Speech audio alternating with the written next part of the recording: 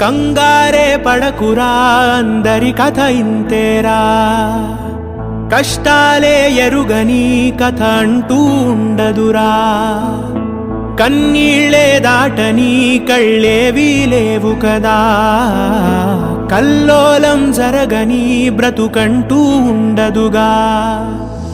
ఆ దైవం ఎప్పుడు ఆడే ఆటే ఇదిరా. ఏ పుస్తకము నేర్పించని పాఠం ఇదిరా. నీతో నువ్వు యుద్ధం చేస్తూ సాగాలిరా. నీకే ఇలా జరిగింది అంటూ నీలో నువ్వే మరి బాధపడకు. ఏ చెట్టు కంతటి గాలి ఉండును చూడరా.